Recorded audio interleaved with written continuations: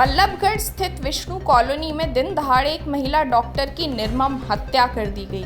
38 वर्षीय डॉक्टर प्रियंका की उनके क्लिनिक के ऊपर स्थित कमरे में चाकुओं से गोदकर हत्या कर दी गई। सबसे हैरान करने वाली बात यह है कि लाश करीब 10 घंटे तक कमरे में पड़ी रही, लेकिन किसी को इसकी भनक तक नहीं लगी। जब रात को परिजन क्लिनिक पहुंचे तो कमरे में खून से लथपथ लाश देखकर उनके होश उड़ गए। हत्या की सूचना मिलते ही पुलिस और फॉरेंसिक टीम मौके पर पहुंची। पुलिस ने शव को पोस्टमार्टम के लिए भेज दिया और मामले की जांच शुरू कर दी। परिजनों ने ससुराल पक्ष पर सीधा इस हत्या का आरोप लगाया है। वहीं पुलिस का कहना है कि ससुराल पक्ष पर लगे हत्या के आरोपों की जांच की जा रही है। मेरा नाम पूजा है और मेरे जीजा लक्ष्मी चंद है और मेरा पति भगत सिंह है और मेरी सास सुनीता है। कल तो मेरा पति यहाँ पे आया, बहन के पैसे जेवरात बच्चों लूट के ले गया। फिर रात को मेरी बहन पे वो हथियार लेने गए थे दिल्ली से, उनका मामा का लड़का उनके साथ था। मेरी बहन के पास व्हाट्सएप पे मैसेज आया, मेरी बहन ने मुझे कॉल करके बताया कि मुझे ले चल, ये लोग मुझे मार देंगे। भैया मैं होडल मम्मी पापा के घर रहती हूँ, मैं उनके साथ नहीं रहती। फिर मैं आई हूँ वहाँ से, मैं अपनी बहन को टूल पैसे लेके चली गई हूँ। फिर भैया सुबह बहन बोलने लगी कि मैं अपने कपड़े वपड़े ले आती हूँ वहाँ से। कौन सा काम है तुम्हारा? हमारा होडलगढ़ी गाँव है। फिर मेरी बहन बोलने लगी मैं अपने कपड़े वपड़े लेके आती हूँ। मैंने कहा ठीक है। लास्ट बार मेरी बहन से कॉल पे 11 बजे बात हुई है आज सुबह। उसके बाद मेरी बहन से कोई कॉल नहीं हुई। फिर हम जैसे ही थाने में गए, पुलिस वालों ने कोई कार्रवाई नहीं की। आप कहाँ से हो, ये बोल रहे थे कि झूठी दलाल। हमने कहा हमारी बहन लापता है, शायद उसका मर्डर भी हो गया, क्योंकि हमें पता है, हमें धमकी आ रही थी। कई बार मुझ पे भी ऐसा ही हो चुका है। तो उन्होंने बहन को मार दिया और अब हमारे पूरे परिवार को खतरा है, क्योंकि मुझे मारेंगे। मेरा इकला भाई है छोटा, उसको भी मारने की धमकी दे रहे हैं और हमारे बच्चों को भी सुरक्षा चाहिए। जब माँ मार दी तो भैया बच्चों को भी मार सकते हैं ना वो, इसलिए भैया उन्हें सजा चाहिए, जैसे हमें इंसाफ चाहिए। पुलिस वालों ने हमारी कोई कार्रवाई नहीं की। कल रो रो के मेरी बहन ने थाने में ये बोला कि भैया मुझे मार देंगे, और पुलिस वाली मैडम से ये बोला था कि मैं मार दूंगा। थाने गए थे आप लोग? थाने गए थे हम, और मेरी बहन ने बोला कि मुझे मेरा पति मार देगा, तुम आ जाओ।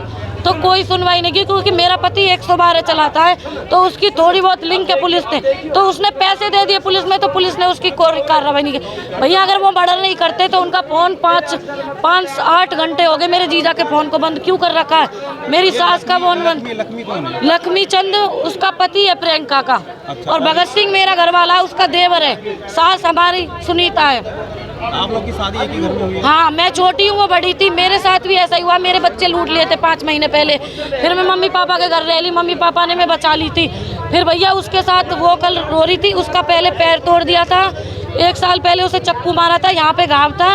अब वो इन्होंने अंत में मार दी। भैया इन्होंने मैसेज भी है बहन के पास, हमारे पास तो नहीं है, कि लास्ट मौका दे रहे हैं तुम्हें, यहाँ तो मान जाओ। छोटी बहन पूजा ने प्रियंका की हत्या के लिए अपने जीजा भगत सिंह और अपने पति लक्ष्मी चंद को जिम्मेदार ठहराया है। पूजा की शादी डॉक्टर प्रियंका के देवर से हो रखी है। कैसे पता चला कि ये घटना हो गई है? भैया हमें पता नहीं चला। जैसे 11 बजे मेरी बहन से बात हुई थी, उसके बाद मैं सो गई थी। 3 बजे मैं जगी, ये सिस्टर थी, ये बोल रही कि उसका फ़ोन नहीं मिल रहा। मैंने कहा मिला के दे, क्योंकि मैंने घर से अपनी बहन को, जो इन बड़ा फ़ोन था ना, वो तो ख़राब हो गया था। उनके हस्बैंड क्या करते थे? उनके हस्बैंड ट्रक चलाते हैं। तो मैंने छोटा फ़ोन दे दिया अपनी बहन को, तो मैंने पर्सनल नंबर अपना फ़ोन दिया, तो वो बंद जा रहा। मैंने चार्जर भी दे दिया, कैसे बंद जाएगा। फिर हम 4-5 बजे अपने घर में जैसे बातचीत की, इधर उधर ढूंढा।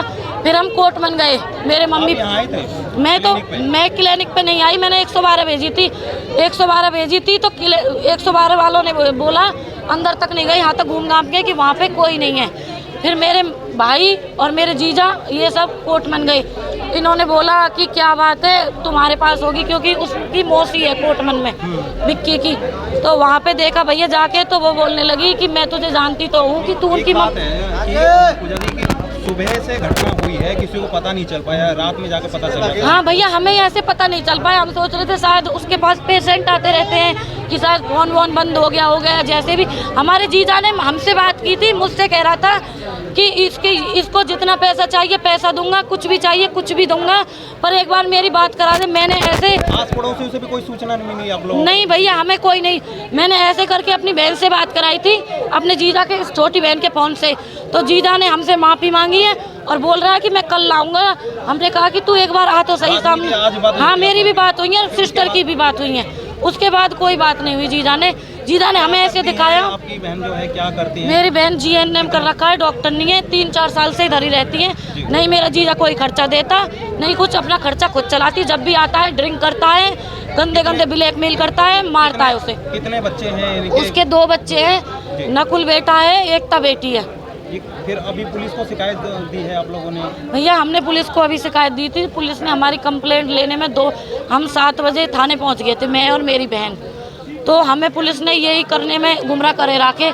फिर ये सर बोले कि चलो उसके घर पे जाके देखते हैं। भैया जैसे ही ये मुझे ऊपर लेके गए, मैं तो लेडीज हूँ भैया, मैंने डेड बॉडी देखी, मैं वहीं पे गिर गई। अपनी बहन को बेड की साइड में लगा रखा है, खून चक्कुओं से गोद रखा है उसे। और मेरे जीजा के या मेरे घर वाले के कपड़े मुझे नहीं पता, खून में लथपथ वहीं पे पड़े हैं। बुनियान है सफ़ेद, शर्ट है, पैंट है नीले कलर का, बेड पे पड़े हैं और बहन ऐसे पड़ी हुई है। आप लोग को पूरा शक है? हाँ भैया उन्होंने किया, हमें धमकी आ रही थी, हम पे प्रूफ है इस बात का, क्योंकि हमारा कोई दुश्मन नहीं है दुनिया में। और अब आगे देखना, जो मेरी बहन के साथ हुआ वो मेरे साथ भी ऐसा ही होगा, कुछ दिन की बात है। हाँ। और मेरे भैया को और मेरी पूरी फैमिली को खतरा, उन्होंने हमें धमकी दे रखी है इस बात की भैया।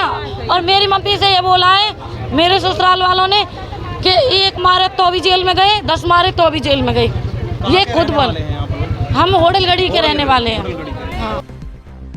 मिली जानकारी के अनुसार प्रियंका की शादी 2010 में हुई थी, लेकिन पारिवारिक विवाद के चलते वह पिछले 4 साल से बल्लभगढ़ में किराए के मकान में रहकर अपना क्लिनिक चला रही थी। उसका पति भगत सिंह सेक्टर 16 में डायल 112 की गाड़ी पर चालक है। मुझे 8:30 बजे करीब मृतक के परिवार उसकी बहनों ने सूचना दी कि हमारी बहन प्रियंका जो है करीब 11 बजे से मिसिंग है, उसकी तलाश कराई जाए। मैंने उनकी दरख्वास्त ली और अपनी कार्रवाई शुरू की। आपने आयो मौका भेजा तो 10 बजे करीब मालूम हुआ कि भी इसकी हत्या हो चुकी है। उसके पश्चात मेरे साथ कार्रवाई की जाएगी। क्या कुछ आरोप लगाए गए हैं, किसने हत्या किया, कोई प्रथम जांच में पता चल पाया? उन्होंने उसके ससुराल पक्ष पे आरोप लगाए हैं, पति देवर वगैरह के खिलाफ आरोप लगाए हैं। अभी जांच जारी है, जो भी दोषी पकड़ा नहीं जाएगा कड़ी से कड़ी कार्रवाई की जाएगी। गिरफ्तार की जाएगी। किस चीज़ से हत्या की गई थी? कोई दाव टाइप किसी हथियार से काटा है। कितनी उम्र है महिला की? करीब 38 साल बता रहे हैं। कोई CCTV खंगाले जा रहे हैं? CCTV अभी फुटेज देख रहे हैं, जो भी सामने आएगा वो कार्रवाई की जाएगी। वहीं आदर्श नगर थाने के SHO हरि किशन ने बताया कि परिजनों के बयान दर्ज कर लिए गए हैं और आरोपियों की तलाश जारी है। फरीदाबाद से अजय वर्मा की रिपोर्ट।